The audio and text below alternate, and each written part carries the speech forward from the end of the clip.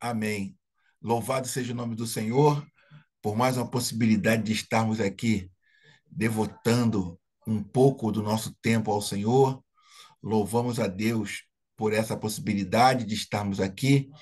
Te louvamos, Jesus, pela vida do nosso professor, pela disponibilidade, pela vida da irmã Jacira, do Marcelo, pela vida de outros que também virão participar desse momento tão importante na nossa vida.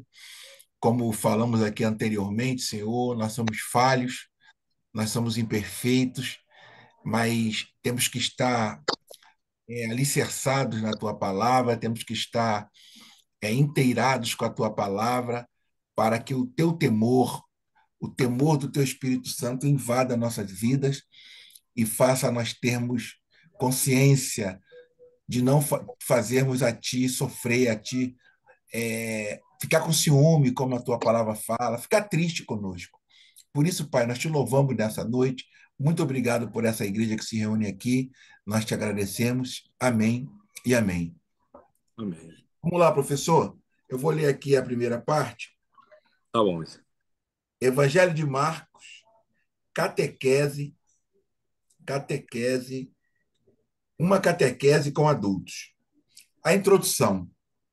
Marcos foi o primeiro evangelho a ser escrito. Costumamos situar seu surgimento em torno do ano de 68, data próxima à morte de Pedro e Paulo, entre 64 e 68. Contudo, esse evangelho não foi o primeiro texto do Novo Testamento a ser escrito. Antes dele vieram, certamente, 1 Tessalonicenses, Filipenses, 1 e 2 Coríntios, Gálatas, Romanos e Filemão. Cartas de Paulo, cuja autenticidade não é posta em dúvida. Esse detalhe não é posta em dúvida. Esse detalhe faz pensar. Antes de ter um texto escrito a respeito de Jesus, as comunidades foram vivendo e celebrando sua fé em meio a conquistas e tropeços próprios da caminhada de qualquer grupo. A catequese a respeito de Jesus era feita oralmente, sem texto. Antes que surgissem os evangelhos, as comunidades foram criando, com fins catequéticos, pequenas coleções de textos a respeito de Jesus. Passa-se, assim, da memória oral ao texto escrito. Dessa forma, as comunidades foram registrando as palavras e ações de Jesus misturadas com as vivências, das comunidades a respeito dele. 30 e mais anos depois da ressurreição do Mestre, havia grande sintonia entre as palavras e gestos de Jesus e as palavras e gestos das comunidades, como o Evangelho de Marcos faz questão de sublinhar frequentemente. Por favor, professor, um breve comentário. Boa noite, irmãos. A graça e a paz.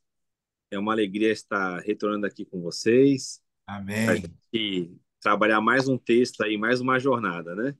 Como o irmão Amém. Isaías leu, a gente vai trabalhar o Evangelho segundo Marcos, é uma catequese com adultos. Então, hoje é um texto bem introdutório, a gente está fazendo dessa forma. O irmão Isaías faz a leitura dos pontos, a gente faz o comentário, vai ser algo bem breve, mas que vai servir aí para a gente alinhar como que vai ser essa nossa jornada.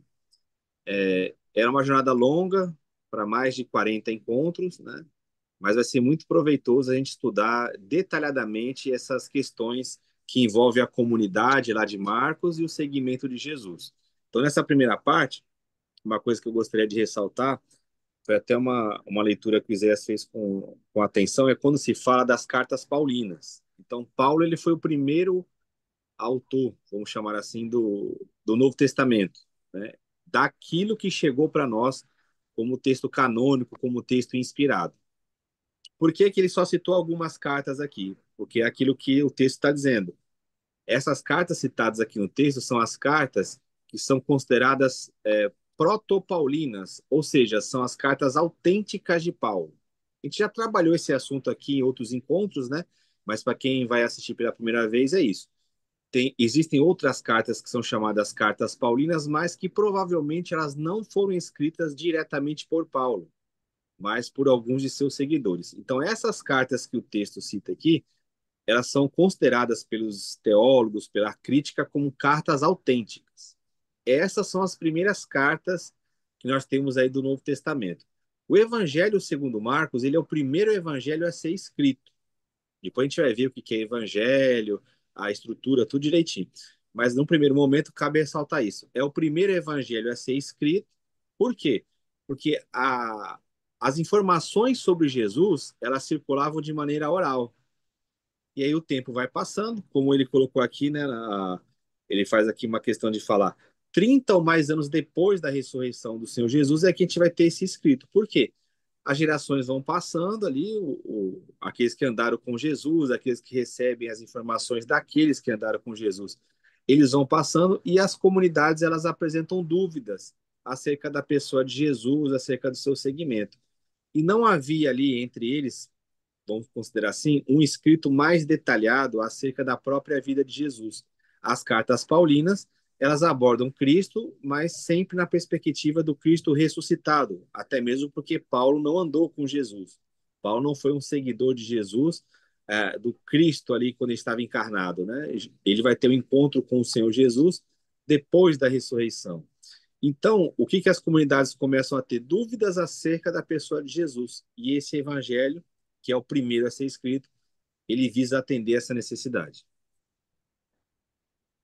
Amém. Existia essa questão, professor, da oralidade, era muito interessante, né? Se passava de pai para filho, eles iam indo, né? Sim, Contando as histórias, né? Contando as histórias dos seus antepassados, não é isso? Muito isso, interessante mesmo. Até se tornar uma escrita, não é isso? exato. Vamos lá. Marcos, Marcos. O primeiro evangelho a ser escrito foi atribuído a Marcos pela tradição cristã do século II. Papias, bispo de Herápolis, na atual Turquia, foi o primeiro a se pronunciar a esse respeito por volta do ano 130. Sabemos, no entanto, que nenhum evangelho traz o nome de quem o escreveu. Hoje se aceita sem grandes debates que alguns desses livros, sobretudo Mateus e João, não nasceram de um momento para outro, mas demoraram décadas para chegar à forma que possuem atualmente. Nesse caso, evidentemente, a ideia de um único autor entra em crise.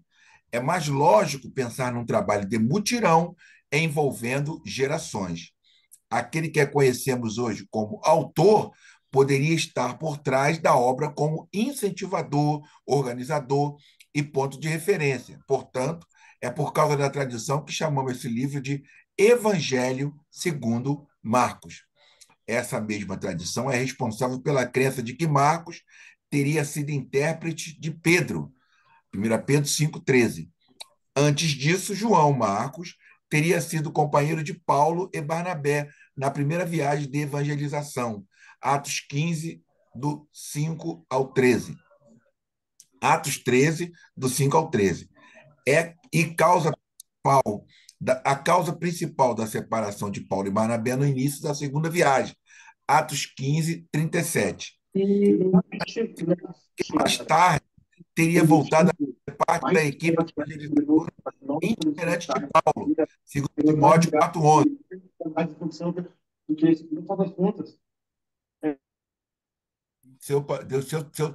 Valeu, Arnaldo, valeu. Opa, cadê Jesus? Vamos lá, isso. Parece. No Evangelho de Marcos, há um episódio pitoresco ignorado pelos outros evangelistas. Trata-se do jovem que foge nu quando Jesus é preso no Getsemane. Marcos 14, 51, 52. A tradição identifica esse jovem como o futuro evangelista. O episódio seria, pois, um dado biográfico do autor. Se dermos crédito a esse fato, nota-se o seguinte: apesar de não ter pertencido ao grupo de 12 apóstolos, como os evangelistas de Mateus e João, Marcos deve ter sido um discípulo de Jesus. Portanto, do ponto de vista histórico, Jesus não seria para ele um desconhecido, como deve ter acontecido com o evangelista Lucas. Por favor, professor. Então, nessa segunda parte é tratada mais acerca do próprio personagem do Marcos, né? Como foi bem colocado ali pelo irmão Isaías, quando você fala do Evangelho segundo Marcos, não quer dizer que ele é o autor total do Evangelho, que ele de uma vez só saiu escrevendo tudo e chegou no texto que nós temos hoje em mão, né? Nós sabemos que existem a redação, o tratamento do texto, a busca pelas informações, até mesmo alterações no texto até ele chegar nesse formato final que nós temos aí. E aí o nosso material aqui apresenta, talvez, quem seja Marcos, né? Ele trata essa questão desse jovem que foge nu ali, que a tradição vai atribuir ele a João Marcos. Então, é alguém que teve até uma certa proximidade ali com o grupo de Jesus, não estava entre os apóstolos, mas é alguém que Jesus não era um desconhecido, ele teve contato ali com Jesus e com os discípulos. É bem provável também, né?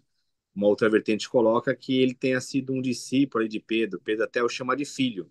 Então é alguém que tem contato ali, ou um grupo muito próximo ali a que andou com Jesus, ou com um grupo secundário que teve informações também preciosas para transmitir. Então, aqui para nós é sempre aquela questão, né? Não importa tanto o autor do evangelho para nós. É importante comentar porque tem um nome lá, né? Mas teologicamente, para a gente, dentro da proposta do estudo e da que a gente lê acerca do Evangelho, não é tão importante essa questão de quem é o autor do Evangelho, né?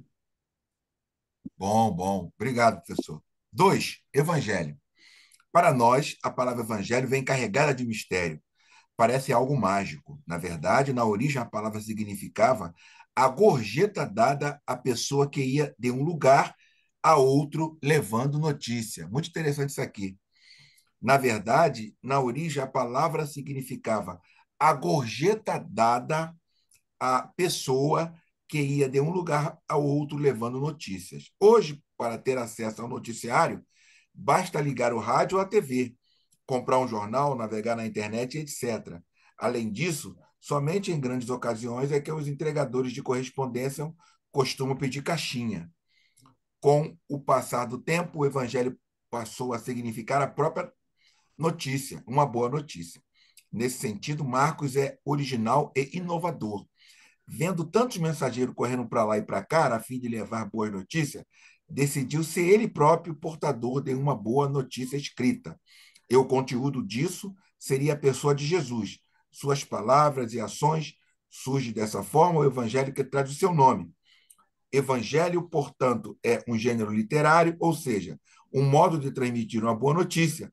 Marcos foi o primeiro a usar esse recurso literário, sendo seguido depois por outros autores, por exemplo, Mateus e Lucas.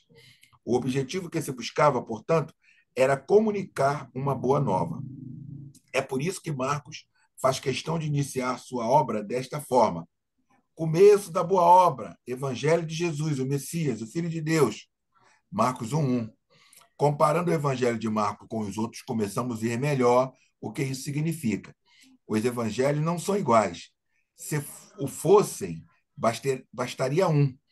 E às vezes encontramos entre eles divergências e contradições. Perguntamos-nos, então, por que isso acontece? Por que um evangelista registra certos fatos e omite outros? Por que o mesmo acontecimento tem uma versão diferente da versão narrada em outro evangelho, etc. As perguntas poderiam se estender muito, mas as respostas se encaixam sempre aqui. Evangelho é um gênero literário, um modo de transmitir a boa notícia. Quem se prende aos detalhes, sem buscar o essencial, banca o insensato. Seria mais ou menos como ir a um estádio em que joga seu time do coração, em vez de torcer, dar as costas ao jogo e ficar olhando para as paredes do estádio. Por favor, professor. Então, meus irmãos, embora seja um texto introdutório, né, bem escrito, de uma maneira bem prática, objetiva, de fácil entendimento, ele está colocando aí coisas muito profundas hoje no campo teológico, né? É, Da questão das diferenças dos evangelhos, por que que são quatro evangelhos e não apenas um, a questão do que é o evangelho na sua origem, era uma palavra que ela não é uma palavra que surgiu no movimento cristão, é uma palavra que já existia. E aí evangelho vai se tornar ali um gênero literário, né? Então hoje quando se fala de evangelho, não tem o mesmo significado que tinha na sua origem, né? Foi bem explicado aí, foi lido pelo irmão Isaías, da pessoa lá que levava uma boa notícia, recebia uma gorjeta. Tinha a questão da boa notícia do Império Romano, quando a, o imperador conquistava uma cidade, aí vinha a paz romana, daí saía um arauto para anunciar que o imperador tinha conquistado. E agora esse termo passa a ser utilizado pelos cristãos para falar acerca da boa notícia de Jesus, a vinda de Jesus, a vida de Jesus, a morte e ressurreição de Jesus. Então, a partir de então, a mensagem, né, do evangelho, ela passa a ser também considerada como um gênero literário específico. Então, hoje nós temos na Bíblia, Novo Testamento, 4 evangelhos. Aí você fala, ué, existem 4 boas notícias acerca de Jesus? Não. Existe uma boa notícia acerca de Jesus. Existe um evangelho que é anunciado. Mas como gênero literário, nós temos aí, canonicamente, na Bíblia, 4 evangelhos. Então, a gente tem que fazer sempre essa distinção do que é o anúncio da boa notícia, né, em si, do gênero literário que se tornou a palavra evangelho. Então a gente tem que sempre perguntar: quando se fala de evangelho, você está falando do quê? Do anúncio em si ou do livro, do material? Né? E é bem interessante que a gente vê isso aí. Tem que focar no evangelho que a gente está lendo. Se ler o outro evangelho, né? O evangelho de Mateus, não tem como eu cruzar com Marcos. Né? Mateus usou Marcos, mas não tem como cruzar porque é para comunidade diferente, é um aspecto diferente que é colocado ali. Por isso que as pessoas entram em crise quando elas tentam fazer essa tal da harmonia dos 4 evangelhos. Quando elas tentam colocar os 4 juntos, elas não conseguem. Por quê? Porque nós temos que ler cada evangelho dentro do seu ambiente, para a sua comunidade. Alguém tem alguma pergunta, Arnaldo, sobre? Eu estou chegando agora. Chegando agora, estou meio perdido aí. Você está falando sobre os evangelhos, né? Os 4 evangelhos?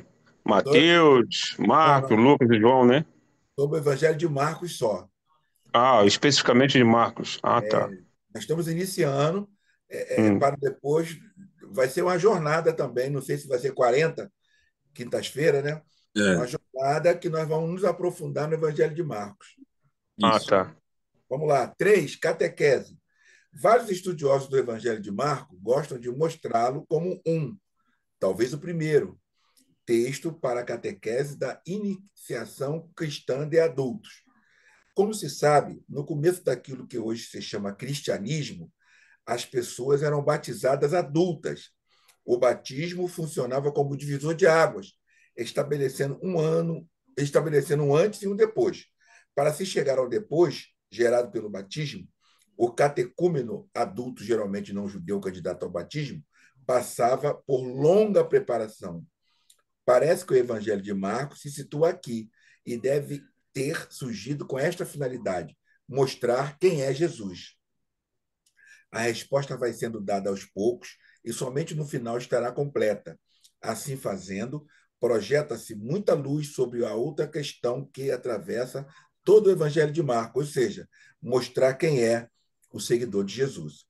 Em outras palavras, preparando-se para o batismo com a ajuda desse texto, o catecúmeno descobre ao mesmo tempo quem é Jesus e o que significa ser seu seguidor. Certamente a maioria dos leitores dessa proposta já foi batizada. Penso, portanto, que este subsídio ajudará a sermos cristãos no mundo secularizado e globalizado. Não no sentido de obrigatoriamente ter de voltar a frequentar a igreja e os sacramentos. A proposta é mais exigente: ser seguidor de Jesus atuando na política, na economia, nas organizações sociais, etc., fermentando aí dentro um novo modo de ver as coisas e de agir. Melhor ainda se isso vier acompanhado da frequência a uma comunidade. Muito bom, professor. Vamos lá. Muito bom mesmo, como ele coloca, né? Então, qual que é a proposta aqui? Esse evangelho, por que que ele coloca ali possivelmente? Porque há uma disputa sobre isso. Alguns consideram que o evangelho que era usado para fazer a catequese das pessoas era o evangelho segundo Mateus. Outros vão defender que é o evangelho segundo Marcos, como ele coloca aqui.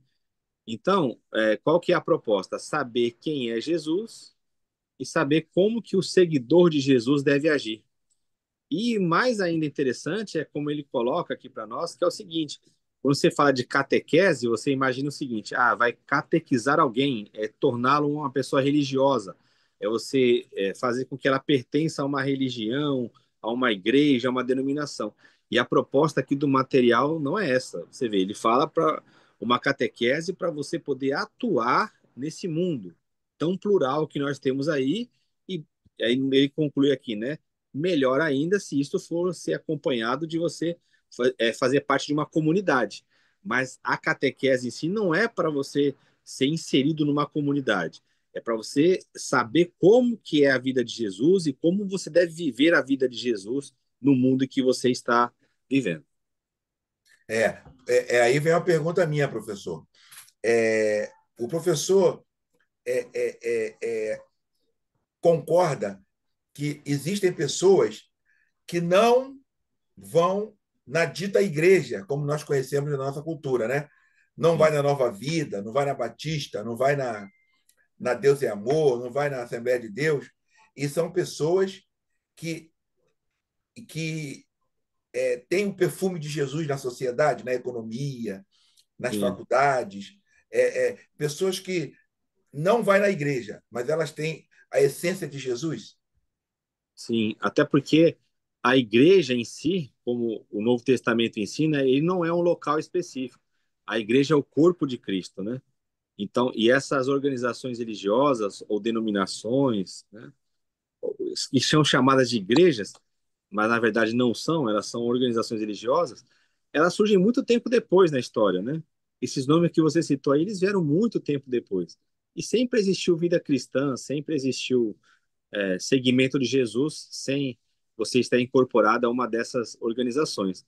O que vale é a comunhão, o que vale é você viver o espírito cristão. E é claro, isso você vai fazer junto de outros irmãos, outras pessoas, mas não obrigatoriamente você fazendo parte de uma organização religiosa dessa.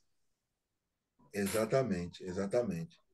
É muito interessante porque a nossa cultura, né, culturalmente, é inadmissível Sim, você ver uma pessoa, como eu já vi uma história do irmão, que ele entrou numa empresa e ele se converteu. sim, E o cara que converteu ele estava se aposentando.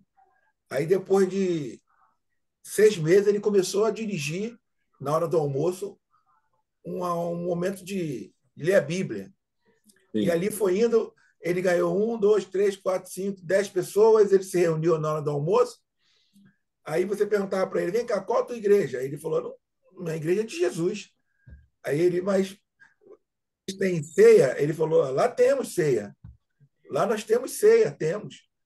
Lá você batiza alguém? Ele falou: a Bíblia não manda batizar, Jesus não manda, não foi batizado, lá nós batizamos. É mesmo? É. Lá tem quantas pessoas? Ele falou: lá em média tem umas 50 pessoas. As reuniões nossas lá são todo dia, de meio-dia a 1h30 da tarde. A gente se reúne, lê a palavra, canta louvores e vai se renovando as pessoas, que um sai da empresa já convertido.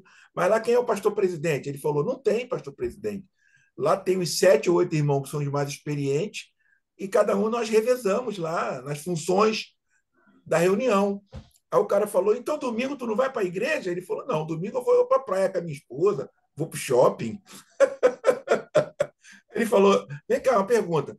Você já entrou numa igreja alguma vez? Ele falou: igreja como tu quer dizer? No templo? Ele falou: irmão, olha, eu nunca entrei em Assembleia, Batista, Nova Vida, Deus é Amor. Eu nunca entrei em nenhum templo. O local que eu me reúno é lá na empresa, há 25 anos que eu me reúno com os irmãos lá, e lá tem comunhão no Partido do Pão, lá tem tudo, lá não tem dízimo. Lá, quando tem oferta, a gente faz porque um amigo lá da empresa está precisando, porque a esposa está doente, porque alagou a casa dele. Lá a gente se reúne e lá nós fazemos uma coleta lá para comprar um móvel para o irmão. E as pessoas que vêm para a nossa reunião lá, que eram beberrões, Jesus salva, o cara para de ser beberrão, o cara que batia na esposa. E eu nunca fui numa igreja dessa, não. Tu não tem nem. As perguntas do cara, Wilton. Tu não tem nem carteirinha? é, Eu não quero carteirinha, não. O que tu acha disso, professor Wilton? Isso assusta, né? as pessoas não estão acostumadas a viver isso aí, porque ela atribui à organização religiosa, a um local fixo, o segmento de Jesus, né? Elas acham que é isso aí que vai dar a valia, a garantia. De fato, não acreditam que o Espírito Santo ele é vivo, que ele age, que ele convence as pessoas, que ele revela Cristo. Então você precisa ter alguma coisa ali fixa, alguma organização, algo onde você possa se apoiar. Tem Então que é, estar debaixo, tem que estar é de... Se o Arnaldo está aqui, se o Arnaldo fizer um trabalho lá no fórum que ele trabalha desse tipo, ele não ir mais na nova vida que ele congrega. Ele começa a fazer um trabalho lá e tal, aí vem um, dois, três, cinco, oito, aí lá tem outro que é presbítero também, que tal, aí tal, começa só a ir lá. Aí vão falar com ele, vem cá, o teu bispo sabe disso? exato. Já fizemos lá a comunidade evangélica do Fórum de Belford Roxo. Então, Tinha. Toda então, mas, sexta-feira tinha culto lá. Toda então, só, sexta-feira. só que você se vê pelo sistema e pela cultura, nossa cultura, de ser, entre aspas, obrigado a estar lá na Batista, na Nova Vida, porque você vai se sentir, pela tua cultura, teu costume, vai se sentir assim, eu estou em falha se eu não for lá falar com o meu, entre aspas, falar com o chefe, né? Como nós, falar com o meu chefe. Tem cara que chega a chamar de chefe, o pastor Sim, presidente. Eu vivi numa comunidade que era assim, chamava de chefe. E o cara que faz um trabalho desse toda sexta-feira, que tem batismo, bota a piscina lá no fórum, batiza, tem aconselhamento, ele vai ser chamado, sabe de quê? De desigrejado, Hilton. Uma maldade que fizeram, essa palavra demoníaca, né? Desigrejado. Deixa eu te Como é que falar você uma coisa pode só, chamar? Jair. Deixa eu te Ah, falar, dá licença. Dá licença um pouquinho. Mas existe uma agravante nisso aí. Concordo, é uma coisa muito linda isso. Eu tô assim. eu tô provocando Não, vocês aqui, não, eu eu tô sei porque provocando é porque vocês esse para vocês negócio de colocarem essa agravante. esse negócio de segmento religioso, como o professor colocou aí, sabe? Um conselho, no caso, assim, onde eu congrego é com o Conselho das Igrejas de Nova Vida, sabe? Aí isso me incomoda também, esse negócio, a igreja virar empresa. Eu acho triste isso aí. Mas com esse rapaz aí que tu falou aí da empresa que ele faz culto de segunda a sexta lá. Isso, Sábado, domingo, vai pra praia, família, tudo. isso. Entendeu? Mas não se torna um local fechado só para os funcionários? Não pode ninguém se achegar, não pode levar ninguém por ser uma empresa. Lá no fórum, eu tive problema lá na portaria, sabe? Tinha pessoas que estavam querendo participar do culto lá no fórum, sabe? Mas aí tinha que pegar a liberação com polícia lá na portaria, porque era mais cedo, o fórum não tinha aberto ainda, né? Era uma hora antes de abrir o fórum, sabe? Ainda tive probleminha lá na portaria para poder liberar, para o cara, a pessoa entrar, para poder participar do culto lá do fórum, entendeu? Eu digo com relação a isso aí, a empresa, no caso, não pode entrar qualquer pessoa. Entendeu? A pessoa que de Mas repente quer conhecer o trabalho, como é que fica? entendi. Aí, Escuta só. o gerente, o diretor da empresa e tudo. Entendi, Tem que entendi. ser 50 pessoas, no caso aí, né? Dessa empresa aí, 50 Entendi. pessoas. Mas não podia chegar alguém, um convidado, chegar uma pessoa para poder assistir, para poder também até querer receber a Jesus ali, Isso, conhecer, ouvir a palavra. entendi. É nesse contexto aí que eu gostaria que você Isso. falasse alguma coisa sobre isso. Entendeu? Só que esse contexto você levou para a empresa, porque eu dei o exemplo da empresa. Mas isso acontece em casas, isso acontece em escolas, isso acontece no quartel, por exemplo, onde eu trabalhei no quartel, eu trabalhava também, e até no quartel as pessoas chegavam lá na hora do almoço, era ali na Arsenal de Marinha, ali em cima, a pessoa subia e participava do culto. Eu levava amigos meus que não eram militares para pregar lá na congregação do quartel. E não tinha pastor presidente, não tinha nada disso. Entendeu? Então, esse empecilho da empresa, que não acontece em todas as empresas, e não acontece em todos os fóruns, está entendendo? Como aconteceu lá no Fórum de Belfort Roxo, onde você trabalha, é o evangelho do Senhor sendo propagado livre de sistema religioso, livre de empresas religiosas, né? Empresa que tem CNPJ. Não tem CNPJ, não tem dono, dono é Jesus, e faz o que a Bíblia manda. Pregar o evangelho, comunhão no partir do pão. O que o professor acha da colocação do Arnaldo, professor? acontece uma coisa, está acontecendo uma coisa hoje que a gente também vai ter que começar a corrigir o entendimento. Tem muitas pessoas que elas estão transformando a não denominação num sistema também. O que é isso? Eu não frequento mais denominação, eu não frequento mais um local de reunião lá que é chamado de igreja, tal. E agora eu me reúno com os irmãos. Aí a pessoa ela passa a pregar a reunião no local novo. Ou seja, eu agora me reúno nas casas, eu me reúno. A ênfase não está sendo mais Cristo. A ênfase Isso. está sendo o seguinte: sai do sistema religioso e vai para o não sistema. Isso eu tenho falado nesses locais que eu tenho ido, que eu sou chamado.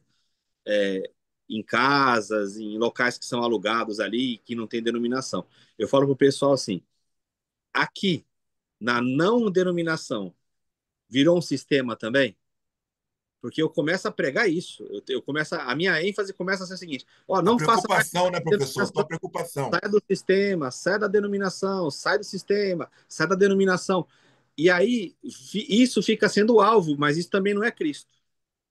Então, esse exemplo que o Arnaldo colocou, o cara se reúne lá, beleza. Ele não pode se reunir com outros irmãos. Mas quem disse que está limitado ao horário de trabalho dele? Se o cara fala para mim assim, ó, eu só me reúno com os irmãos lá na minha empresa, porque eu já me reúno, ele está no sistema também. É o que o Marcelo acabou de escrever aí nas perguntas dele aí no chat aí que sobe às vezes. O cara sai de um sistema entre outro. Então, tem gente que valoriza. Eu falei isso aí lá em Itaguaí. Com 100 irmãos lá. Eu falei, vocês aqui viraram um não sistema a sistema? Aí esse cara me olhando, porque eu falei, levando para Cristo as pessoas, porque senão fica só assim, nós não somos mais Babilônia, nós não somos mais denominação, nós não somos mais batista, nós saímos da Assembleia. Eu falei, beleza. Ou tá igual lá ao Egito, né? Saímos do Egito, mas não entraram na Terra Prometida. Tá lá dando volta, aí fica só pregando, saia do sistema, saia da religião, saia das denominações, saia da grande meretriz. A empresa, das empresas. Mas entrou em Cristo. Então, se o cara falar para mim assim, não, eu não me reúno em denominação, eu me reúno no emprego, eu tenho reunião lá, você só se reúne no emprego? Só no emprego. Então virou um sistema também. Incrível Porque isso aí, tremendo, tá falando. Porque Cristo ele ficava livre, você não tinha como pegar Cristo e falar, não, Cristo não está no Templo de Jerusalém, mas você pode ir todo segunda, quarta, quinta e sexta que Cristo vai estar na casa do Pedro. Não era Não, isso que era Cristo. Cristo ele andava, Cristo passeava, aonde ele chegava ele anunciava o Evangelho. Então a gente tem que ter esse cuidado. O não sistema virar um sistema também. Isso aí exatamente, professor. não é evangelho, também não é evangelho. Você estar tá pregando uma nova religião. Qual que é a sua nova religião? É o não ter religião. O não ter uma religião virou uma religião. E É. não virou Cristo. Então a gente tem que ter muito Inclusive, cuidado. inclusive, ele até se aposentou, trabalhava com oficiais de justiça, ele aposentou já do Tribunal de Justiça, ele saiu, não está mais lá não. Ele que começou a organizar, depois que ele saiu, se aposentou e sobrou para mim, eu fiquei, né? Tinha até apostila, ele imprimia apostila e tudo, estudo, escola bíblica, sabe? Tinha toda a sistemática para poder começar o culto, né? Aquela homilia, né? Ele começou a passar ali, entendeu? Começou a distribuir para as pessoas, o pessoal da limpeza, sabe? O pessoal da segurança e tudo, entendeu? Aí ele saiu, né? Se Acontece. aposentou, eu continuei. Eu gostava muito de orar, sabe? Eu gostava muito as pessoas estavam muito carentes de sair de oração, sabe? Tinha uma breve palavra e tudo. Louvor não tinha como, dentro do fora, né? Louvar, tinha como cantar lá, entendeu? A gente botava só no celular um fundo musical, entendeu? Fundo musical, E e o que eu enquanto ficava vejo orando, né? Ali de joelho e tudo. O pessoal gostou muito do o que eu vejo período, né? desses cultos regulares que tem nas empresas, o que eu vejo, o que é a minha experiência, pode ser outra, mas a minha experiência nesses cultos regulares que são feitos em empresas, por exemplo, o que acontece geralmente? O camarada que administra lá, geralmente, não é em todos, mas é o que eu participei, na Infraero e outras empresas, é o cara que ele não é o pastor presidente da denominação onde ele está, ele não é o pastor da denominação, mas ele faz um bom trabalho na empresa. Daqui a pouco ele está se sentindo o pastor do negócio. Então, é que você falou, ele entrega a apostila, ele começa ali a mandar mensagem, ele começa a administrar, as pessoas começam a procurá-lo. E é isso que eu estou falando. É um não sistema que virou sistema. Ele só está mudando de local, a configuração. Tem gente que se reúne em casa que ele é a mesma coisa da denominação. Não, aqui não tem nome denominacional. Aí quando você vai ver, o cara lá ele é o chefe. É ele que controla, é ele que organiza. Então, o que está acontecendo hoje, eu já tenho alertado o pessoal há algum tempo, é isso. O pessoal que está rompendo com denominação não está também indo para Cristo. A gente está vivendo um momento difícil mesmo. É isso que eu tô falando. Alguns locais aí você vê essa liberdade no Senhor, tal.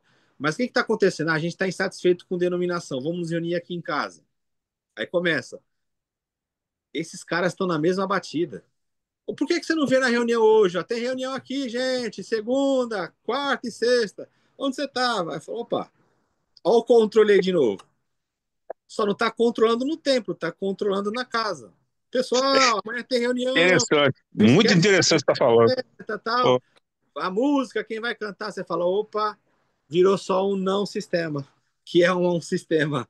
Ele tá lá fazendo as mesmas coisas da denominação que ele Incrível, critica, incrível. a mesma coisa. Precisa ter esse cuidado, pô, ter esse filho aí, porque não Isso é. isso é sutil, isso é sutil. Não, É, Cristo é uma coisa muito sutil. O cara ele acha que o alvo dele é sair lá do sistemão. Aí você fala, mas e aí, meu irmão, como é que tá seu avanço em Cristo? Então isso é muito sutil. E tem que ter esse é, cuidado. lá no. Professor, lá na nossa igreja tem um ministério chamado Evangelho. Pô, aí deve conhecer, dessa época aí, Evangelho no Lar. Ó, Vamos lá. era segunda, os dias de segunda e os dias de sábado, entendeu? Mas era grupos que iam em vários locais. Tinha Exato. vários cultos em várias casas, vários locais. Não era um lugar específico, entendeu? A pessoa E- pedia, por exemplo, fazia um culto na sua casa, por exemplo. Aí o seu vizinho estava lá no culto da sua casa, queria também um culto na casa dele, ou na casa de um parente dele. Pô, achava isso bonito, sempre achei isso legal, pô, entendeu? Abençoar a Mas casa, a você família. percebe que fica em torno da reunião. E a vida cristã não é reunião. É verdade. Aqui está sendo uma reunião, mas isso aqui não é a vida cristã. Isso aqui é uma pequena parte da vida cristã. A vida cristã é o que ele falou Isso aqui, ó. tudo. Ser um seguidor de Jesus atuando na política, na economia, nas organizações sociais, fermentando aí dentro um novo modo de ver as coisas e de agir. Isso é a vida cristã. Se eu falar assim, olha, a gente não se reúne no templo, mas se reúne em casa, aí você fala, tá virando de novo, você tá focando na casa, não é em Cristo. Tem que ter a É, reunião? Tem, é como ele botou aqui, ó, melhor ainda se vier acompanhado da frequência uma comunidade. Se você tiver o tempo lá para se reunir com os irmãos, você aprender, ensinar junto, é uma maravilha você ter uma comunidade ali para você se reunir. Agora, isso não é a vida cristã, porque Jesus não era assim. Jesus estava Professor ali com os Hilton, discípulos, era no dia a dia, era na vida, era interpretar as coisas de Deus no dia a dia. Onde que tem os maiores ensinos de Jesus? Na caminhada, ele encontrava as pessoas, seja no templo, na sinagoga, na rua, nas praças. O evangelho é isso, não pode ficar essa coisa.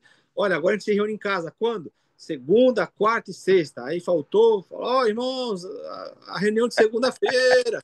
Falou, tá igual no templo, tá igual. se não for na é reunião, verdade. não vai, se não for reunião, não vai ser consagrado a diácono. Aí vira aí, fica pra ser Aí vira aquela mesma questão. coisa. E o interessante, professor Hilton, é, é, isso para a nossa cultura é uma coisa difícil demais. É tão simples, professor, mas se torna difícil. Eu estava na reunião quarta-feira, eu falei sobre essa questão da hierarquia, que o irmão lá colocou uma questão hierárquica. Eu falei que no reino de Deus não tem hierarquia. Todos nós somos iguais, o maior tem que servir mais e tal. O exemplo de Jesus. Aí, o exemplo, aproveitar que o Arnaldo está aqui, eu dei exemplo do Tribunal de Justiça. No Tribunal de Justiça, o juiz ele não é maior do que o advogado.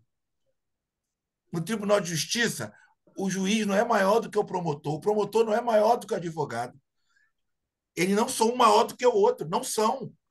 E no reino de Deus é a mesma coisa. Não tem o juiz não é o maior, não. Ali são funcionalidades dentro do tribunal que cada um tem Responsabilidades, né? responsabilidade de cada um. Então, eles têm que se tratar com denodo, têm que se tratar com respeito. O juiz tem que tratar o advogado com respeito, senão ele vai ser punido também. O juiz que distrata o advogado. Então, na igreja, nessas denominações, podemos dizer assim, e várias casas também, o pastor, o líder, é como se fosse um semideus. Tem o privilégio do dinheiro, o privilégio de acesso às coisas que os outros não têm, diferente do tribunal, que o advogado tem acesso a tudo e a todos de todo mundo. Então, é interessante isso aí, professor, muito interessante. Por isso A que irmã Aileen colocou aqui a irmã Aileen colocou aqui, precisa ter a mente transformada, mente de Cristo, independente do local. Exato. exatamente. Independente. Obrigado, irmã. Isso Esse aí. negócio de hierarquia também eu nunca gostei, sabia? Aí, Desde os professor, 18 anos, nunca gostei desse negócio de hierarquia também, não, cara. olha o que a Eu Patrícia particularmente. botou aí, professor. Lê aí. Lê o que a irmã Patrícia colocou aí, por favor. O Mário botou graça e paz, amém. Eu era de uma igreja, faltar 3 cultos, não tomava ceia. Então, é isso. É isso. Vamos lá. O número Eu, 4 eu aqui. acho só o seguinte, eu acho que eu estou focando muito nisso, porque eu acho que esse pessoal não denominacional, eles estão perdendo também chance. Eu estou vendo isso acontecer, eu tenho alertado algumas pessoas que vêm aqui, o Isaías conhece alguns líderes desse movimento, eu falo para eles abertamente, vocês estão perdendo a chance também. Vocês estão transformando não essa reunião de vocês fora de um sistema religioso num outro sistema. Vocês também estão perdendo o fluxo do Espírito. Porque toda a reunião de vocês focam na denominação. Eu acho que o assunto de vocês não é nem mais Cristo. Eu acho que vocês têm que ir para um tratamento psiquiátrico ou psicológico. Eu falo isso para eles direto. Porque a pregação de vocês é o seguinte: olha, a gente não é mais da denominação. Olha, porque esqueça a denominação. Você já saiu de lá? Esquece a denominação. Foca em Cristo. Ensina Cristo. Prega Cristo. Para que quem está lá veja a diferença. Só que eles têm traumas. Eles saem por causa de traumas. Eles não saem por causa do evangelho. Eu não quero saber o que está acontecendo na Assembleia de Deus, particularmente. A pessoa vem falar para mim da Assembleia de Deus, eu falo, irmão, eu já fui de lá 18 anos, não me interessa. Se eu for um dia lá lecionar, eu tenho amigos lá, irmãos, não me interessa mais que o Manuel Ferreira tá brigando com o Zé Wellington, isso não faz parte da minha vida. Não faz mais parte da minha vida que o Hernandes Dias Lopes pregou uma mensagem lá que é uma heresia. Não faz, exemplo, não estou dizendo que ele fez isso, não faz mais parte da minha vida saber que lá na CGADB foi eleito filho do neto do Zé Wellington. Isso não faz mais parte da minha vida. Amém. Eu falo isso para as pessoas. Eu falo, cara, você que saiu de lá, o que isso ainda chama a sua atenção? Eu aconselhei esse dia um amigo meu a voltar para lá. Ele fica acompanhando a reunião da Convenção Geral, a reunião da Convenção do Rio, porque na Confradege, porque agora a Frida Vingre foi eleita pastora, porque a Conamade, eu falei assim para ele, Davi, volta para lá porque você não saiu de lá, meu irmão. O Você não sai, coração está lá. O coração você está só lá. fala de lá, você só fala da denominação, você não saiu da denominação. A denominação está dentro de você ainda. E que é o que acontece com a maioria das pessoas. A maior crítica que eu recebo acerca dos não denominacionais é isso. Fala, pô, cara, eles saíram da denominação, mas toda a mensagem deles, eles tocam em denominação. Eu falo, é verdade. Eles são traumatizados, eles não conseguem mais falar só de Cristo. A mensagem deles não é Cristo. Qualquer assunto deles, eles vão falar de denominação. É igual o cara que está em adultério, a mensagem dele vai cair no adultério. É igual o cara que está roubando, toda a mensagem dele vai cair no roubo. A psicologia fala isso, a projeção. Toda a mensagem desses caras não denominacionais. Pode ver no Instagram, ele está lá marretando a denominação. Eu falo, meu irmão, você já saiu de lá. Você não está mais lá. Aqui não te interessa mais. Você tem que ter o que a irmã falou aí, a mente renovada. Você tem que partir para Cristo, tem que ensinar Cristo. Eu não fico falando toda hora, porque no budismo, eu saí do budismo. Então, o budismo está em você ainda. Você tá indo contra o budismo, sabe por quê? Porque doeu para você sair do budismo. Sabe por que você fala da denominação? Porque você doeu, você queria ser aceito lá. Você queria ensinar lá e as pessoas aceitarem o seu ensino, mas está doendo ainda, né? Tá doendo. Então tem gente que é não sistema, é não denominação, mas a vida dele ainda é a denominação. O assunto que está no coração dele não é Cristo. Se você apertar lá, só sai isso. lá não presta, lá é sistema, porque lá o pastor ganha não sei quantos mil, porque lá o pastor manda, porque lá exclui. Gente, isso não cabe mais. Isso não nos interessa mais. Eu só vou em Assembleia de Deus quando eu sou convidado. Tem gente que até me critica por causa disso. Fala, poxa, você não tem que nem ir mais lá. Fala, mas eu vou lá. Tá me dando oportunidade para eu falar do Evangelho? Eu vou no Centro Espírita, eu vou na Assembleia de Deus, eu vou no catolicismo, eu vou no budismo. Aonde me chamar para falar de Jesus, eu vou. Agora, isso não me interessa mais. Eu fico recebendo mensagem aqui, eu ignoro no WhatsApp. Ah, o pastor fulano tal caiu. Pastor agora assumiu a igreja, porque Santo André é um local importante para mim. A Assembleia de Santo É, André. Eu recebi Jesus lá, eu andei com o pessoal lá, mas não me interessa agora aqui lá em Santo André. Eu até mando para as pessoas lá, porque eles pedem, mas lá o pastor agora era o genro dele que assumiu e a igreja não aceitou o cara. E eu falo, tá bom, mas isso aí é um problema deles lá, não tem nada a ver mais com a gente não tá mais nesse negócio. Aí eu tenho que consultar meu coração e verificar. Eu fui para Cristo mesmo? Ou eu só saí porque eu não era aceito e aí eu começo a marretar eles para falar, não, eu agora não sou denominação, eu agora sei o que é reino de Deus. Mas, porque Jesus não ficava toda hora falando do templo. Ele falava do templo lá no templo. Quando ele chegou lá e falou: ó, isso aqui é covil de ladrões e salteadores. Mas vê a mensagem de Jesus, ele fica toda hora: olha, lá no templo tem ladrão, lá no templo tem ladrão, lá no templo tem ladrão, lá no templo. Não ficava assim, gente. Eu acho que os não denominacionais eles vão perder o Brasil também. Teve um movimento grande e eles estão caindo. Você pode ver, tá desmoronando esse movimento aí. Tem gente que está voltando para a denominação, tem gente que está largando Jesus, tem gente que você vai conversar e fala: meu irmão, tô fraco na fé. Sabe por quê? Não foi para Cristo, não adianta. Ele só saiu do sistema que ele estava ali angustiado, né? Que é que nem a irmã colocou: se faltar 3 cultos, você vai perder a ceia. Você é líder de departamento, aí é ensaio, é ensaio, é ensaio, não pode sair com a família, é ensaio. Aí ele que saiu daqui, ele falou: encontrei um alívio. Qual que é o alívio? Vou para a não denominação. Vou lá me reunir com os irmãos. Aí começa a usar as nomenclaturas. Me reunir com os irmãos, né, tal. Só que ele não está em Cristo. Não está. Aí, Ele só aí, professor, uma saiu lá. coisa, uma coisa que eu acho estranho, as pessoas não têm propagado. Fala-se mais de denominações, de malha, falam de pastores, falam de crentes, mas não falam de Cristo, pô. Não, Exato. não pregam Cristo. Só tem visto pregações aí só de marretar um ao outro, uns aos outros, e não prega a palavra do Senhor, pô, de salvação, sabe? Uma coisa que também tem me incomodado muito é isso aí, a pessoa ficar dentro de igreja, a pessoa tem que sair, pô. Ar livre, sair pra rua, sabe? O tempo, eu falei isso lá na Nova Vida, ano passado, sobre isso. Isso é coisa, 8 meses atrás, o Espírito Santo de Deus tem me incomodado com relação a isso. Se faz congresso, se faz tanto evento para o próprio crente, faz evento para o próprio crente dentro da igreja. É dança, é teatro, tudo para o próprio crente. Por que não faz isso na rua?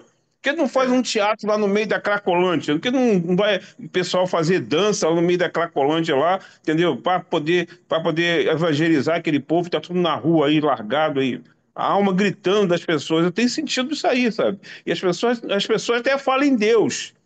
Em Deus, eu era macumbeiro, eu falava em Deus. Mas falar no nome do nosso Senhor Jesus Cristo tem sido raro. Entendeu? É isso que eu O fico Marcelo colocou preocupado. aqui, ó. Parece a mentalidade de pessoa que terminou um relacionamento e não superou. É, É exatamente isso. é que ele colocou aí, né? É No igualzinho. chat.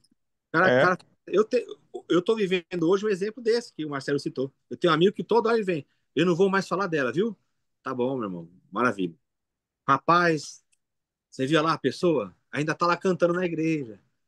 Meu Eu falei, Deus do céu, "Pô, cara. já tá com outro, já foi. Rapaz, eu não vou falar mais dela. Daqui a pouco, rapaz, tá prestando esse dia aqui. Não superou, a pessoa tá vivendo lá dentro ainda. Tá, já tá com outro, mas tá lá dentro. Tá lá dentro. amém, amém. Vamos lá para o item 3 aqui, para Quatro. concluir. Item 3. É o quatro. Como está organizado? Isso. 4. Como está organizado? Gosto de comparar o Evangelho de Marcos a uma montanha que temos que subir por um lado e descer por outro. O convite, como veremos, é para não desanimar facilmente. Ao contrário, Recomeçar a cada novo sistema, a cada novo sintoma de desânimo ou perplexidade. Ter, portanto, a humildade de recomeçar a cada dia, a cada novo encontro. Nesse sentido, o texto de Marcos é apenas um começo, um. A subida na montanha tem um começo, com várias paradas e retomadas. É a primeira parte, 1 a 8, 26, repleta de narrativa de milagres. Tem um ponto alto, 8, 29, da qual se divisa o passado e se perscruta o futuro. É o meio do livro. Aí se inicia a segunda parte, Marcos 8, 27 a 16 e 8. E a seguir começamos a descer, Marcos 8, 31. Temos aqui, também aqui deparamos com paradas e retomadas ou recomeço, mas na segunda parte não temos praticamente milagres. Quando chegamos ao fim, 16, 1 a 8, somos enviados ao início da atividade de Jesus na Galiléia para refazer novamente todo o percurso sem desânimo, dispostos a sempre recomeçar. Marcos 16, 9 ao 20 é acréscimo posterior, como veremos. Algumas palavras são como balizas ou luzes fortes que marcam o percurso. No início da subida 1, ouve-se falar de Jesus, é o Messias, o Filho de Deus. No alto da montanha, Pedro afirma em nome de todos os discípulos que Jesus é o Messias. No fim da descida, quando Jesus acaba de morrer, o chefe dos soldados, um estrangeiro, o reconhece como Filho de Deus. São luzes muito fortes que se acendem ao longo da caminhada. Como se pode ver, essas declarações vão respondendo à pergunta: quem é Jesus? Por favor, professor. Exato. O Marcelo botou aqui, depois disse isso porque me vi nisso. E a fala do Wilton bateu comigo. Abro aqui sem problemas. Eu nunca fui aceito na Assembleia. É a maioria, não é só o Marcelo, não. Isso aí é geral, isso aí. Ele falar isso aí é muito digno, né? Ele falar publicamente, mas a maioria das pessoas é isso. Saiu por quê? A maioria é porque não foi aceito, teve problema, mas enfim, vamos tocar para frente. Essa passagem aí, esse ponto 4 do estudo, o que ele apresenta? Ele apresenta a estrutura do Evangelho segundo Marcos. É muito interessante a divisão que ele faz aqui. Ele faz como um sobe e desce da montanha, né? Se vocês observarem, o 1:1, que é o início do Evangelho, ele já fala quem é Jesus, né? Não tem mistério nisso aí. Ele fala começo do Evangelho ou da Boa Notícia de Jesus, o Filho de Deus. A gente vai depois estudar um texto só sobre isso, o que isso significa. Então, quando você já começa a ler o Evangelho, você já sabe quem é Jesus. Só que depois, no meio da jornada, você vai ver que essa descoberta não foi tão simples assim. Você via lá que pessoas começavam a falar de Jesus de uma maneira diferente. Por incrível que pareça, quem mais testemunhava que Jesus era o Filho de Deus eram os demônios, né? Os demônios, eles testemunhavam. E aí você vai ver que depois vai ter um ponto alto, como ele coloca, que Pedro recebe essa revelação de quem é o Filho de Deus, e lá no final do Evangelho vai ter lá o Romano que vai admitir que Jesus é o Filho de Deus. Então, toda essa jornada nesse Evangelho, nesse sobe e desce que ele coloca aí, é para responder essa pergunta: quem é Jesus? Então, mas eu já sei no começo do Evangelho quem é Jesus. Só que ele vai mostrar como que você deve saber quem é Jesus. Não é só uma declaração, Jesus é o Filho de Deus. O que isso significa no Evangelho segundo Marcos? Essa vai ser a trajetória. Como que esse Filho de Deus é, né? O que significa chamar Jesus de Filho de Deus? Quais são as características? O que o Filho de Deus faz? E detalhe, nesse Evangelho, vocês vão ver muito claramente, o Evangelho segundo Marcos não tem grandes ensinos de Jesus. Se você procurar e falar assim, qual o grande discurso de Jesus em Marcos? Não tem. Isso você vai encontrar em Mateus, por exemplo, em Lucas também. Mas em Marcos não tem um grande discurso, você não vai ver Jesus lá fazer uma grande palestra em Marcos. Por quê? Marcos é o evangelho da rapidez. A gente vai ver lá as expressões logo em seguida, agora, e foi, e percorreu, e saiu depressa. É um Jesus que ele anda muito. Ele é um Jesus itinerante. E a manifestação do reino de Deus em Marcos é um Jesus que ele opera muita coisa. Ele vai fazendo, ele vai expulsando o demônio, ele vai libertando as pessoas, vai curando. Então ele não é um Jesus que está ensinando muito. Por isso que talvez, é uma questão teológica, né? Os outros evangelhos que vieram na sequência enfatizaram mais a questão do ensino de Jesus. Tá bom, Jesus ele curava, ele expulsava demônios, ele abençoava as pessoas, ele repreendia o vento. Mas e aí? Que mensagem era essa? Porque Marcos coloca assim: ele ensinava com autoridade e não como os escribas. Aqui que as pessoas perguntavam: qual mensagem é essa que ele fala? Então os outros evangelhos eles vêm em complemento a isso, né? Colocar qual que era o discurso de Jesus. Em Marcos não. Marcos é demônio para lá e para cá. O mundo tá tudo carregado, tá tudo ruim e Jesus vai consertando tudo. Ele vai limpando, limpando, limpando. Tanto é que nesse texto que ele chama aqui de texto posterior, que é incisivo, né, que é colocado depois no Evangelho, que é capítulo 16, do 9 em diante, a primeira coisa que Jesus manda fazer quando ele manda pregar o Evangelho, ide por todo mundo, pregar o Evangelho a toda criatura, depois do batismo, o que ele manda fazer? Expulsar os demônios. Porque é isso que ele faz aqui em Marcos. Em Marcos está tudo cheio de demônio, e onde Jesus chega, ele expulsa demônio. Mas o ensino não é tão detalhado. Tem algumas falas de Jesus. Então a gente tem que ter isso aqui em mente. Aqui em Marcos eu vou ver o Jesus agindo, como que ele quer que os seguidores dele façam. Mas nós não teremos grandes discursos como nós temos nos outros evangelhos. Amém. 5. Proposta. A proposta é percorrer todo o Evangelho de Marcos, tentando responder as duas perguntas básicas. Quem é Jesus? Quem é o discípulo que Jesus procura? Na parte de Marcos, a segunda pergunta não é tão explícita. Torna-se forte na segunda, mas forte ainda no aviso que devia ser dado aos discípulos por meio das mulheres. Para ver Jesus ressuscitado, faz-se necessário voltar à Galiléia, ou seja, começar tudo de novo. 16:8. A metodologia é propositadamente incompleta. Ofereço aquilo que considero importante. O texto de Marco é a tradução, às vezes corrigida, da Bíblia Sagrada, edição pastoral. Um comentário, um aprofundamento e algumas pistas para continuar a reflexão. Vivência. O restante da caminhada deve ser feita em mutirão. Não pretendi compor um comentário completo e tentei fugir do aspecto técnico da análise do texto. Objetivo nem sempre alcançado. Para esse trabalho, não li nem consultei nenhum comentário de Marcos. Orientei-me pelo texto grego, estabelecendo muitos contatos internos por semelhanças ou oposições, e pela experiência de vários anos em sintonia com o texto, além disso, pela sensibilidade, pela intuição e pela fé em Jesus e pelo carinho por aqueles que desejam conhecê-lo. Em outras palavras, tentei usar os temperos da catequese, não os de especialista em Bíblia, sabendo que meus leitores são adultos que pretendem ser adultos também no segmento de Jesus. A caminhada será enriquecedora se for em mutirão.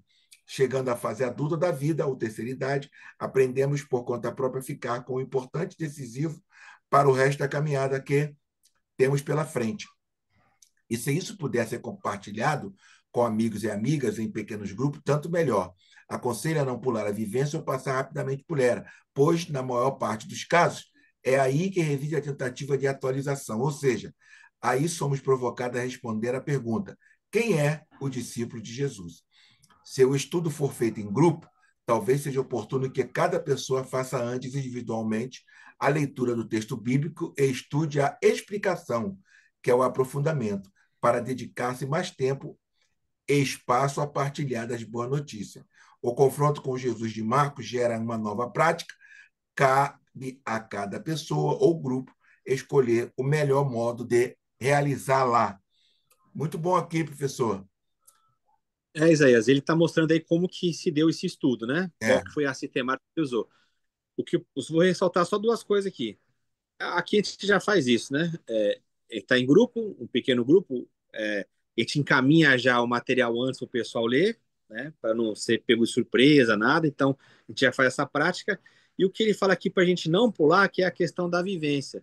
Quem gosta muito dessa parte aqui no grupo é a irmã Jacira. Então, assim como teve no grupo lá de Jesus, aquelas perguntas, tal, aqui vai ser na questão da vivência, que é uma atualização para o dia a dia. Vai ser bem interessante. Isso aí. Amém. 6. Bagagem necessária. Uma coisa é imprescindível nessa caminhada: humildade. Da mesma forma, como não se sobe uma montanha sem resistência física e treinamento, assim acontece com quem se propõe a conhecer melhor quem é Jesus por um compromisso adulto com ele. Sem humildade não se consegue absolutamente nada. De fato, uma das características do seguidor de Jesus no Evangelho de Marcos é esta: estar sempre disposto a recomeçar com novo ânimo e esperança. Dito de outra forma, em Marcos, os discípulos de Jesus sofrem de ignorância crônica permanente. Somente com muita humildade e disposição para retomar o caminho, isso pode ser chamado de conversão, é que conseguimos nos aproximar de Jesus, descobrir quem é e vê-lo ressuscitado nas pequenas ou grandes vitórias da vida sobre a morte. O desafio é grande, a caminhada é longa. Não há prazo nem limite para dizer cheguei, agora basta. No Evangelho de Marcos estaremos sempre aprendendo, sempre caminhando, aprendendo também e, sobretudo, com nossos erros e existência. A essas alturas da vida, certamente adquirimos a convicção de que se aprende muito mais com a humildade do que com a arrogância, muito mais com os fracassos do que com os sucessos, muito mais caminhando do que ficando parados. Nossos erros podem se tornar fonte inesgotável de aprendizado para nós e para os outros. Provavelmente alguém já nos tinha advertido disso, pois professores e amigos mais velhos. Mas nós próprios só acreditamos nisso quando chega a nossa hora de aprender errado. Conhecendo quem é Jesus, conhecemos mais e melhor quem somos nós. Portanto, com humildade, vamos aprender e caminhar. Fechamos, professor? Fechamos. É isso aí. Muito bom, muito E essa bom, muito jornada, bom. esse evangelho vai ser muito legal. Vai ser muito bom. E eu conclamo aqui a irmã Patrícia, a irmã Cissa, o irmão Marcelo, o irmão Mário, a irmã Jacira, o irmão Arnaldo, a chamarem mais pessoas para entrar nessa caminhada aí, varão. Entrar nessa caminhada aí, se não me engano, vão ser 40 semanas, Arnaldo. Vamos nos aprofundar em Marcos aí, com humildade, como foi dito, né? Exato. Aprendendo sempre como nós aprendemos aqui hoje. Essa questão foi Pronto muito. aí. Oi. Para corroborar o que o professor falou aí, interessante e incrível aqui que eu tenho uma Bíblia de estudo, está falando sobre o Evangelho de Marcos, né? Falando Ah, que Marcos é o menor dos evangelhos, não contém nenhuma genealogia de Jesus, né? É um evangelho de ação, movendo-se rapidamente. Como o professor falou, é uma maravilha. agitação tremenda. E ele falou sobre isso aí, o professor. Estou vendo aqui agora no conteúdo, né, na Bíblia, que ele, antes de entrar, né, na página aqui do livro de Marcos, aí tem um contexto histórico, data, entendeu? O Uhum. Sim. autor, conteúdo, aí ele estava falando Jesus sobre aí isso, está sobre o ligeirinho. movimento. O Está movimento ligeirinho. de evangelho, de Marcos, né? Amém. Incrível, né? Uhum. Amém. Muito Gente, bom, muito bom. então vamos concluir agradecendo aos irmãos, a irmã Jacira, ao Mário, a irmã Cissa. A irmã Cissa está sentada no urso lá, Wilton. Tem nem medo. A irmã Cissa lá. Olha lá, É Arnaldo. Olha, Está sentada no urso. é um abraço de urso. Um abraço do urso. Deixou a foto, né? É isso aí. Não O vamos osso é passar. enorme, grandão. Uhum. Fala, irmã Cissa. Oi, gente, tava com saudade. É. Saudade de Então, vocês. Então, vamos, ó, eu vou colocar o material sempre. O professor Hilton passa amanhã o material. Amanhã. Ele já passa, do início da primeira aula que nós vamos ter do Marcos. Eu vou passar para vocês, hein? Aí vocês pegam, Arnaldo, durante a semana, dá aquela lida, anota os pontos, para Ah, chegar Isso. aqui e perguntar e abençoar a gente. Que você perguntando, Arnaldo, você me abençoa outras pessoas. Irmã Exato. Jacira perguntando, irmão Marcelo perguntando, irmão Mário, irmã Patrícia e irmã Cissa perguntando, ela me abençoa um ao outro, né? Nós ficamos Exato. esclarecidos. Tá bom? Vamos orar para com terminar? certeza. Amém. Vamos orar para terminar? Eu queria pedir a irmã Jacira, se ela pode orar para terminar, irmã Jacira? Pode orar para agradecendo a Deus por esse momento? Sim, sim, sim, Por pastor, favor. posso sim. Querido e amado Deus, nós te adoramos, nós te amamos muito. Nós temos muito, muito, muito interesse Obrigado. em aprofundarmos cada vez mais em quem realmente foi seu filho. O Senhor sabe que o desafio é grande, É, mas é muito grande. É maior do que nós, humanos, podemos supor, porque sempre há dificuldade quando se pergunta alguma coisa. é, Não dá para responder sem pensar. É necessário meditar, é necessário pensar. O Evangelho de Marcos é um evangelho muito dinâmico. Representa o verbo, é vida, é movimento, é ação. Então, é uma coisa que nós precisamos realmente assimilarmos. Mas, aleluia, graças a Deus, nós temos um bom líder, um bom aleluia. pastor, que é o pastor Wilton. Pedimos muito pela vida dele, saúde, Aleluia. sabedoria, É, Jesus. inteligência. Pedimos Amém. muito pelo pastor Isaías também, Claro, pelos Jesus. outros pastores que estão sempre presentes, pela a nossa irmã Cissa, pelas demais irmãs, a Patrícia, Sheila. É, Então, graças a Deus, o nosso grupo tem aqueles membros que fazem questão de realmente aprender Amém, Jesus. mais profundamente o que aleluia, significa realmente esse Deus maravilhoso, esse Deus aleluia. grandioso, esse Deus que é único e que é Amém, soberano. Jesus. E agradecemos a Jesus por esse momento, por Muito esse obrigado. privilégio que nós estamos tendo. Muito obrigada, obrigada, obrigada, obrigada. E contamos sempre com o Divino Espírito Santo para abrirmos a nossa memória também e para nos dar entendimento, para nos dar também sabedoria e entendimento do que realmente está por trás disso tudo. Sim, Obrigada, Senhor. Obrigada. Amém, amém e amém. Amém. Está amém. terminado em nome de Jesus. Boa noite, Amém. beijo no coração de todos. Até a próxima Valeu. Fica com Deus. quinta-feira. Boa Amém. noite. Boa noite. Boa noite. Muito Boa bom. Excelente noite. noite para nós. Amém.